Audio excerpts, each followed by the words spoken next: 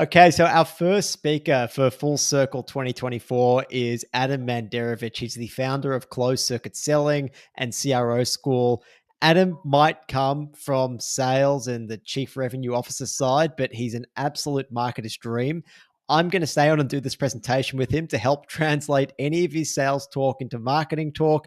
Adam, you're going to share your approach to segmenting the market with us today, aren't you? George, I certainly am. And what I realized through this process, as will you, is that it is the absolute cheat code for closing the gap between what sales and marketing should be.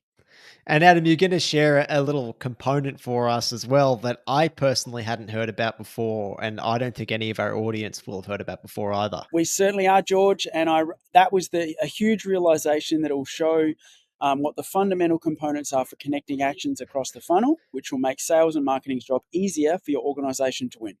All right, well, excited to share that with everyone. Let's kick into, Adam, the reason why so many businesses don't segment the market properly. And from what you've taught me, Adam, and I didn't quite fully understand this myself, that it's because the way they go to market is broken and it just doesn't allow them to. Can you first maybe start by telling us what approach most organizations are taking to the market? Yeah, that's exactly right, George. So most people in this room will be very, very well accustomed with the model that you can see right here. And the reason for that is that this started in Oracle in Silicon Valley in 2008, and it was further accelerated by the book by Aaron Ross in 2011 called Predictable Revenue. That model showed a way to scale your business like never before in terms of how it was measured, and that became the tools in terms of the measurement, and then that curbed the behaviors, and we're going to go into that in a lot more detail here. So just looking at this diagram here, Adam, what we effectively have in that model is SDRs and marketers really spraying the market, like quite a large market, really trying to find kind of that needle in the haystack that would be willing to take a meeting with sales. Is that the approach that we're using? Yeah, that's exactly right, George. And because that net is cast so wide, in order for marketing to hit their targets in terms of NQL and volume, when it gets across to sales in most cases, and I can say this hand on heart, me and my teams would probably ignore when you guys would send us some of that information because we knew that it was completely ineffective, which is not the best model for anyone, as I'm sure that you're smiling in response to that real life story. That hurts. And I'm sure a lot of our audience can probably empathize with that. And it leads to a breakdown between marketing and sales. But Adam, it's not just about resulting in a breakdown of marketing and sales. It's actually a really inefficient way for their business to go to market as well. Is that right? Because we're incentivizing the wrong actions. Yeah, correct, George. So if you think about it from the sales side, what I'd then be asking my business development team to do, because of also how we were measured, obviously to set the meetings, and then how many of those meetings would obviously go to opportunity and how many of those would go to deal one. Now, what that does is actually set the wrong type of behaviors because they're not gathering the information to find out from the market, is this the right fit? Because they're solely measured on selling the meeting to get their little incentivization in terms of their $500 cost in most cases. And that's why it makes it so hard, I think, from the marketing side, Adam, for us to actually say, let's segment the market, let's have a narrower focus, because we're being measured on those number of meetings that are being booked. And so to do that, we have to go really wide because we're trying to reach so many people, because we're trying to find, again, that needle in the haystack that will take that meeting with us. So this model itself is actually preventing us as marketers from segmenting properly and then from aligning with sales properly. Yeah, that's completely right. And what you'll see here today is not only the downstream repercussions of this model is a higher operating cost because you'll need more bums in seat to operate. We can show that there's a far better way if you can be aligned or being aligned to segment the market. And I'm very excited to share your approach with everyone, in particular that component around cataloging the market, which you're going to be talking about as a crucial step towards the end of this presentation. So building on all of that before, Adam, just to really hit the point home, in your experience as a head of sales and a CRO, was marketing focusing on quite a wide ICP? Did that just kind of waste sales' time? How did you react to that? What was that like? So the gloves are off here, George. We're in a safe space. Most of the time, because of that, we would just ignore the stuff that you sent us, to be completely honest. And that's not the type of relationship that you want for your business to be effective. And that aids to the market's misrepresentation of what sales generally think, because of that broken modeling, what marketing's job is. And most 10 times out of 10, they will say, get us leads, man. Because of how this model is so highly prevalent, it actually shows the breakdown between sales and marketing of how we're both measured. And that means the handover from marketing to sales in most cases will likely be ignored, because we know, due to the sheer volume, that they will be completely ineffective to get us to where we want to go in terms of the sales. So I guess that really highlights this point here, doesn't it, Adam? That both teams have limited time, budget, and resources. I'm guessing, Adam, that you guys ignored marketing's leads a lot of the time because you simply didn't have the time to sort through like a huge volume to try and find that needle in the haystack. Was that right? Yeah, that's exactly right, George. Like, for us to actually hit the amount of volume that could come through for marketing to say that they're hitting their targets in terms of MQLs and contacts, it would be completely ineffective, and I would have actually needed more salespeople. And that for the business wouldn't have made a whole lot of sense, would it either? Because you're just paying like very expensive people to sort through these leads and really have like quite a low connect and even win rate. Yeah, that's exactly right. So the business economics just isn't there. So what we would do, hand on heart, is, in most cases, unless there was something attached to those leads and why they wanted to get started, and there was further detail coming from marketing, in most cases, we would actually ignore most of that volume, because it just wasn't relevant to us.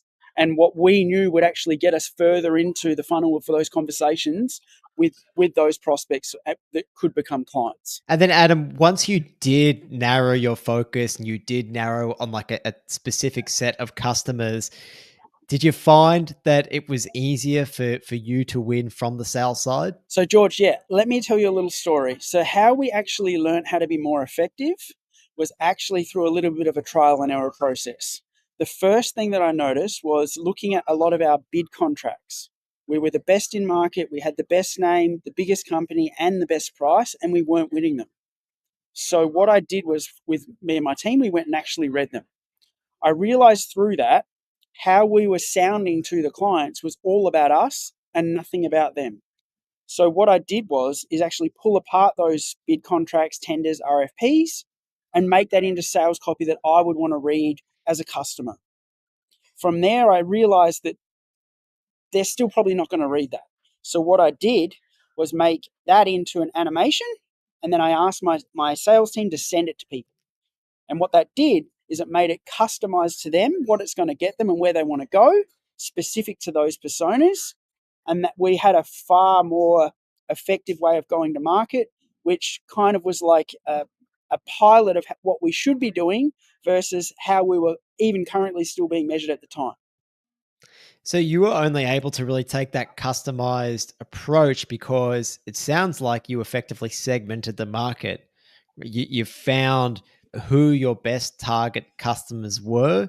You realized they all had similar problems, and that's why you were able to make these. It sounds like almost like creative pieces of content, Adam. You're kind of jumping into marketing's realm there. We certainly were, George. So what we found is that was far more effective as a process. And through that process, we realized that we weren't hitting our sales metrics in terms of meeting set, but we were hitting our metric and smashing our sales target in terms of contracts that ran current with a high ARR.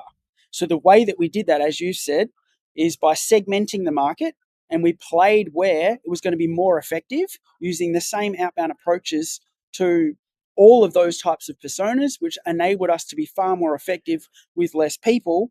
But yes, still missing how we were traditionally measured in terms of meeting sets and opportunities open. So there you go. So it allowed you to stand out. You could have effectively like an outsized impact. You said you were able to have a better impact with less resources. And that's because you're focusing your attention on a group of people that maybe the market wasn't paying as much attention to or weren't being as tailored towards.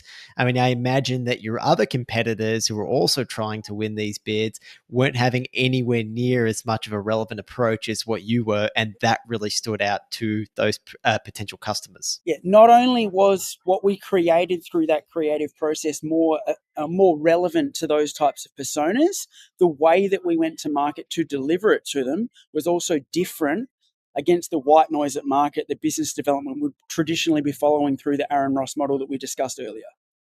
And in all, I guess that gave you a competitive advantage, right, Adam? That allowed you to become the obvious choice in their minds. Yeah, as a result, we broke national and international sales records utilizing this model each and every time that I did this at all of my placements in head of sales roles. All right, fantastic. Well, I think that's a pretty good hook then to start to dive into some more of this segmenting process then, Adam. Now, the first step that you have for us is actually working out who your best customers are. Can you walk us through your process in how you would normally figure that out? So at the time, what we did was just figure out what worked for each persona and then rinse repeated that exact process, that exact creative, that exact messaging to similar types of companies just like them. So, for example, with some of the large telcos, we realized that their exact buying committee, their exact sales process, and what was going to make it real for them would also make it real for their biggest competitor. So we tried that for each industry sector, and we were wildly successful. What we noticed for the companies that didn't work with, we made sure that we would always ask them, why didn't you buy from us? What could we have done better? Because that gave us more feedback loops on what their known objections were for companies just like them. And then we were able to utilize that within our next set of messaging for our next best customers. Okay, so you're actually going and getting this information firsthand from the market, finding out who was a great fit for you. For those that you didn't win, why weren't you a great fit? And then using that feedback loop to feed back into, okay, well, maybe these guys are part of another segment that we should target with a different set of messaging. Very interesting way of discovering all of this from the sales side, Adam. And the way that we like to think about it is kind of in that idea of the 80-20 rule, that idea that 20% of your customer base results in like 80% of the output. And that might be revenue, it might be profit. It's really just value that the business cares about. And so, as you've noted, Adam, like not all your customers are made equal. There's good ones and there's bad ones. And we've got to know who we want to really target and when. The question, Adam, as a CRO, value wasn't always just revenue, was it? Like, what other factors were there that might make a company valuable? Yeah, that's a great question, George. So a lot of the things that we would look for in that overarching perspective that perhaps a lot of really talented marketers may be too disconnected from because of the broken modeling were things like, is this going to be serviceable at customer success? How hard is it going to be for the CSMs to be able to deliver on these contracts, and are they easy to deal with? And then right down to, are they going to have multiple sites, and is this going to be too hard in terms of coverage for us to be able to facilitate? These are some of the considerations that we would define as our next best, which I guess through the disjointedness of those broken models, a lot of the individual departments may not necessarily be across, because they would just look at things like probably who's going to pay the most money, and or how quickly could they give us more customers just like them through their referrals. But that's what we know, what we would look for from the market. That's interesting. So, I suppose is it a good exercise then for the audience here to kind of sit down and write down what factors are most important to their business right now? Because it sounds like, as you said, revenue isn't necessarily the most important one. Yeah, correct, George. So for different types of businesses, especially enterprise or above, they'll be looking for right fit, how easy to facilitate, whereas people in startup mode might be looking for who can we collaborate with that's going to bring us more and celebrate our success, and then lean into more of those types of customers themselves. So each of those individual drivers and components of how that's defined will be different depending on where you are in terms of the market.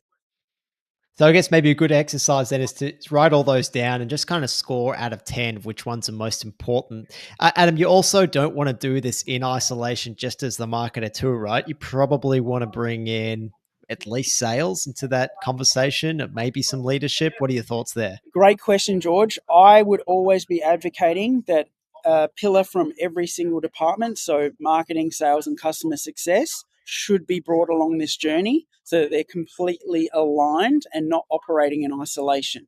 Because I don't know about you, but in those heads of sales roles, we would be using targeting software that's completely separate to what marketing would be able to give us top down. And customer success might be using profiling data on who they believe that they should also target. And operating in separation actually gets us absolutely nowhere apart from the segregation that we see at market today.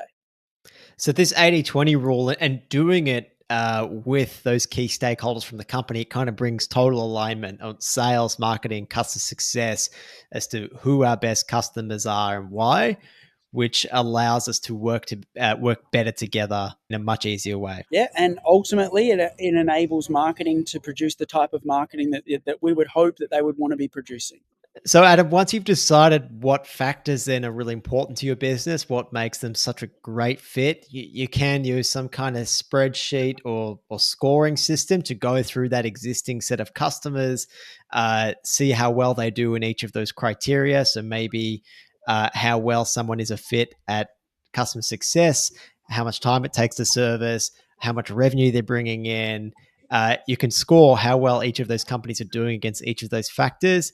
You can total it up, and then you can use a spreadsheet to try and spit out a score for each company, with the highest score being one that fits your company the best, and a lower score being those that maybe are not worth paying attention to quite as much. Yep, that's exactly right, George. And then, Adam, once you have that list of companies that kind of fit you best, you'd normally try and build a persona. Is that right, Adam? What would go into that? What we did, George, that's exactly right. We would figure out through that trial and error process is what worked for each of those personas in terms of companies like them in those market segments, where they're located, what type of services they provide, what type of buyers they are. All of these types of things would come into play, and we would be able to just rinse and repeat what worked for companies just like them. For an example, if we were pitching to a large telecommunication company, we would check our database to make sure, have we already pitched or do we already have one of those telecommunication companies who's their competitor on our books, and what worked for them, and then we'll just mirror that for each industry sector. And that worked time and time again. So, in this example, then, the segment that you're targeting is telecommunications companies. You basically knew how to win already there because you had one as a customer. So, you looked at the actions that you took there, and then you just repeated that to try and win more telcos. Is that right? Yep, that's correct, and that's what we would do across industry sector. Just to flesh that out more for people, and this is probably a little bit more marketing speak, but you probably break it more down into those firmographics, those demographics, and those psychographics. So the firmographics being kind of the industry sector, and that was telcos versus others that your product or service was a good fit for. The demographics that might have more to do with like the kinds of people that you would typically deal with, who it is in the organization you were contacting, where they were located. I guess one thing that we noticed, George, was the certain types of personas within the organizations for similar types of industry sectors would all be responsive to the same type of outreach and the same type of messaging, which I guess speaks to psychographics and how that can be segmented in terms of what worked for one type of personality, worked for the next, and that would be tried and true. It's very interesting hearing from a marketer's point of view how psychographics does make a difference when you're at the coalface as a salesperson. So you say, so understanding the typical psychographics of an industry of a sector of a buyer, it made it easier to communicate with them in a way that really resonated with them? Yeah, so being more direct will work with certain personality profiles, and being less direct and more information questioning and stuff like that will work for others. But I guess at the time, because this was still like quite a long time ago, George, we didn't realize what we were uncovering while we were doing it. Once you really nailed down your personas, you nailed down like who your ideal customers were, you segmented that a little bit more. That then meant that you could understand any educational gaps that might be there a little bit better. Is that right? Yeah, so we were able to then obviously replicate what worked for those exact personas, those exact job titles, how those personalities would interact with that type of educational content would work for more just like them. And then we would just rinse, repeat. And a key part of that was what you call permission-based creative, which is if you're looking at like the buying journey and the typical information a buyer might need, from going like unaware that they even have a problem to being led to the logical conclusion that you're the perfect solution for them. Permission-based creative probably sits somewhere in this solution aware to product aware to most aware stage. Adam, can you give us an example of like what permission-based creative is, or maybe how you first came about it? Yeah. So what we realized, George, is that type of creative, from working back from those bid contracts and what worked in terms of that and the feedback loops from the known objections. What we formulated without noticing at the time was the educational content blend with known objections, and then the delivery mechanism to deliver to those types of personas. We identified that we didn't want to be just like everybody else that was basically just calling up and trying to sell the meeting or sell the solution in one call. We would literally just ask, would it be okay to show you what we've put together for you, and you tell us if it's relevant after viewing it? Now, what that did was it made us stand out to the rest of the market, as people hadn't seen that before, and it enabled us to be wildly successful.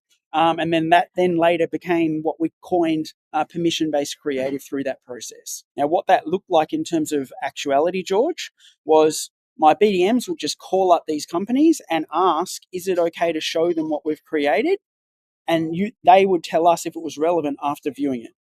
That enabled us to speak to a wider portion of the market, supply them with educational content, and show them where it's going to get them, and in a less abrasive manner, enabled us to succeed. So, Adam, you were able then to create specific pieces of creative that spoke to specific problems because you had really narrowed that ICP. It meant that you understood their buying journey and the questions that we're going to have at each stage.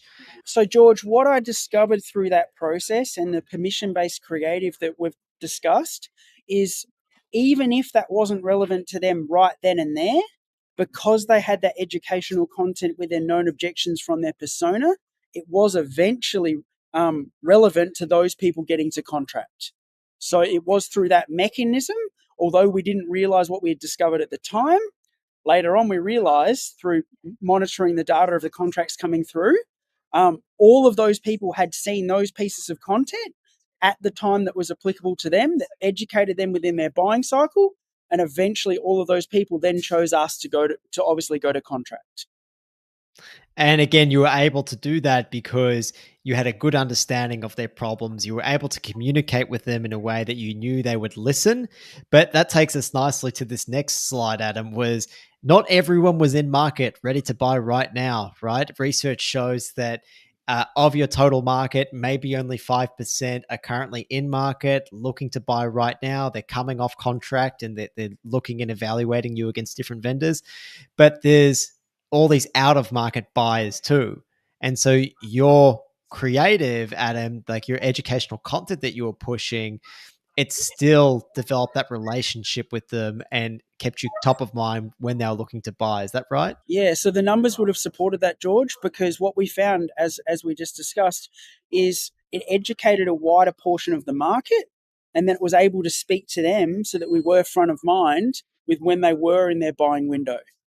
So that definitely worked and supported what your graph here says.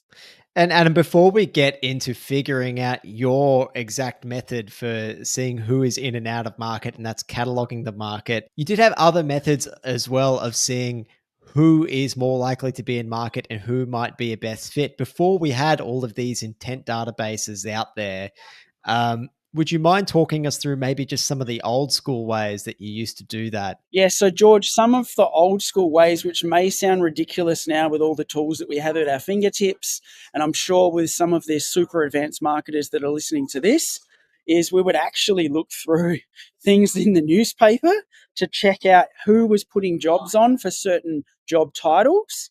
And then that would tell us if those people were new to the role, they'd be likely to make like a supplier change within probably the next 3 months because they'd be open to that discussion. We would cross-reference that to see if they were putting any other jobs on within those companies in other departments. Would also tell us they would possibly have budget to make a change, and then we would target in on those companies. But yeah, obviously now we can do this in a more advanced way, but this is what we did obviously at the dawn of the explosion of the internet. And yeah, we would cross-reference that with like the financial sections of the Financial Times. We would look for their quarterly and annual reports, and we would see what was going to make it real for them from their CEO statements, then cross-reference that with the newspaper data to see who should be in market. I love that. And now, thank God, we've got a lot of databases to help us do that at a faster pace. Because what we're effectively done here is we've identified our best customers, we've taken out a segment of those. We should be able to really pull like a list of companies that fit that profile, but that's going to be a pretty long list. And so, knowing where we should focus our attention and resources on first, it sounds like, Adam, those methods are still probably quite tried and true of trying to figure out, at least as a starting point, who is more likely to be in market, who's more likely to have budget. Yeah, exactly right, George. You don't have to look much further than some of those intent black boxes to actually work out backwards what those triggers are. And that's how, and in a lot of cases, that's still how they're measuring it today, but obviously in a more advanced method. And Adam, look, those intent black boxes are okay. And I'd like to hear your perspective from the sales side as someone who's probably been shifted a lot of leads based on those intent databases and platforms. What's your experience with those? As much as I want to say that the tools that marketing were using to supply us this information was absolutely crystal ball like, what we found in actuality is because we didn't know at the time when all of these tools were coming out what the makeup or the measure of intent was, most of the time it wasn't relevant to any of those companies going to market or choosing us. What was more effective is some of the methods that we're going to talk about soon. And that soon time is now, Adam. I know you've been itching to talk about this. Cataloging the market, when you first introduced me to this concept, it blew my mind at how simple and effective it can be. I've seen firsthand how amazing it is. I think it's a real linchpin for allowing marketing to do this segmentation because it aligns sales and marketing so closely. Can you please tell us what cataloging the market is? So, firstly, I cannot take all of the credit for this. This was shown to me by a mentor in big finance called, his name is Mark Revel. Later down the road, I realized that in large contract acquisition and talent management contracts internationally, this was being done by a company in Canada called Drake. And that was institutionalized by a guy named Bill Pollock in 1950. So I cannot take all the credit for this. I can, however, take the credit for how it's applied across industry sector and how we can use it today with a modern twist. But it's as simple as once we had some of those targets or triggers or the companies that we wanted to contact who should have been our next best, we would simply just use business development as that feedback loop of getting that market intel. Now, that market intel would be something like who are they currently using? What do they like about it? What they don't like about it? Are they in a fixed term contract? Are they going to go to tender? If so, what would that process be? And then that would enable you to be a little bit cheeky and ask questions like, how often do you audit your current provider versus what's out there? So doing this in this manner, George, enables you to speak to that prospective buyer as an account manager for an account that you don't yet have. Now, why that's important is it enables you to lower the barrier of entry because you're not pushing them into the hard sell to take this meeting then and there, or you're not asking them for the deal in the first call. You're simply asking for the right information that could possibly win you the deal and enable you to walk some of that information back over to marketing to make sure that you could create something together that's going to make you more effective. So to be clear, Adam, this process of cataloging, it's literally taking those target accounts that we defined as our ideal customers as part of that segment, and we're literally calling them. Is that right? We're literally calling them on the phone and asking them this series of questions. Yeah, that's right, George. So we would do all of this through direct conversations. And in most cases, if that channel that we had validated was by the phone, we would obviously have that live conversation there. I have seen members of my teams do this in multiple places, as far and wide as Instagram DMs or LinkedIn DMs. But the core component of this is asking them information about who they're currently with, how they're solving that problem, what they like about it, what they don't, what they wish they could change. That then opens the door to get a whole heap of information that you can then use as your feedback loop to have more effective marketing, to get you right into having a more valuable discussion in terms of the deal room. So you're constantly handing information back to marketing then on like what those problems are that people are experiencing. So marketing can create better educational content. And then also, if sales wants to pass on like a one-to-one capacity, a piece of creative that they know is really going to hit home and address those core problems, it sounds like we get that information on what those problems are from cataloging the market. Yeah, it's not only that, George, it'll also give you a picture between that feedback loop between sales and marketing of who's with who, what they like, what they don't, and that it'll paint a picture as well as tell you things like what their annual contract value is, which is important for downstream commercial viability, as well as give you more validation from the market in terms of feedback loops for their known objections. So that can then translate in terms of what can be built to make sure that you can win for those personas. I mean, that is the best intent data you could get. If I could buy that from a database, I absolutely would. That would be unbelievable. It sounds like you've got to use this cataloging the market method to get that information firsthand. But I mean, moving to this next slide, as a marketer, I mean, if this is what you end up with, that is incredible. So what effectively you're getting that list of best fit companies, and you have here like an indicator as to whether someone is currently in market looking to buy, or whether they're still on contract and they're coming up for renewal soonish, or maybe they're not coming up for renewal for some time. So we know who to prioritize. Yeah, that's exactly right, George. So what that did was enable us to have a really closely alignment with marketing. We could then prioritize who's going to be in market within the next 3 months, opposed to who's going to be in the market in the next 6. But the most important component of that, or one of the most important components of that, is asking permission to come back to them and show them at certain time periods, or asking, would it be okay if I come back to you 4 to 6 weeks, and just to make sure that nothing has changed.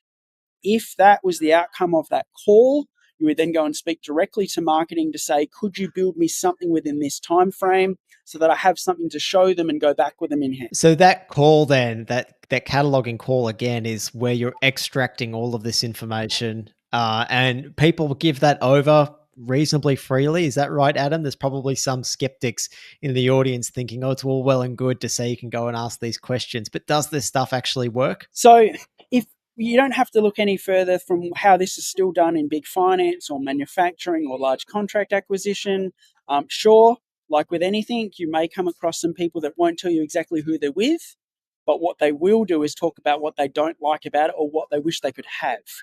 That then gives you a feedback loop of what you could build in terms of if that's possible within your organization, and if your marketing team could build something to tell you that story or sell you that story.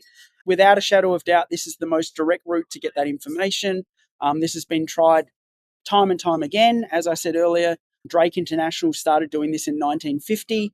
It just kind of got overshadowed by the growth of sales-led growth in the book by Aaron Ross, Predictable Revenue. So a lot of these connective actions and feedback loops across the funnel have been pushed to the wayside, unfortunately, by the loudest voices in most areas online today. And Adam, that piece there, that really gives us like the recipe for success then, doesn't it? And that's why it's such a crucial aspect of doing that work to segment the market, right? I mean, we started off with having a really strong ICP fit.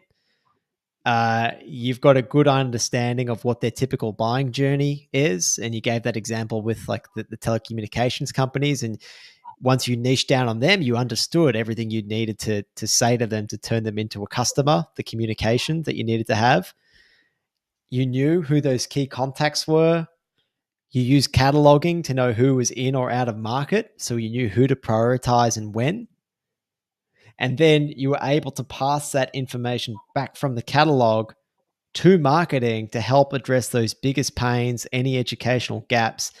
And you used permission-based creative where sales could then actually go and take that educational content and hand it back to that prospective customer. And you have permission to do that as well. And so, Adam, this looks like the recipe for success then. Not only did it do all of that, George, but it also enabled us to ensure that we had the right fit for the right customers all the way to customer success, because this enabled us to have open and honest discussions of what their requirements are ahead of time, so that the deals didn't go to customer success and churn straight away like the market we see today. That's great. So then it's not just the recipe for success for marketing, but it's for sales, for customer success too, because then deals aren't going to fall over and churn once they get there because it's a bad fit. And that's why this is such an important first step when you go to market, to do the segmentation this way, to make sure everyone's totally aligned from beginning to end, and why it's a more efficient go to market method. Yeah, it is the entry point, George, to your operational success. Okay, Adam, well, thank you for sharing your process on segmenting the market with us. If any of the audience want to find you or connect with you or go deeper on any of these pieces, where can they do that? Yeah, thanks, George. The best place for people to contact me and see any of these live examples would be on my LinkedIn, Adem Manderovic. Also, some of these wider discussions with experts like yourself can also be found on my podcast, Better Business Building. And yeah, go from there. Fantastic. Thank you so much, Adam. That was great. Thanks, mate. Thanks for your time.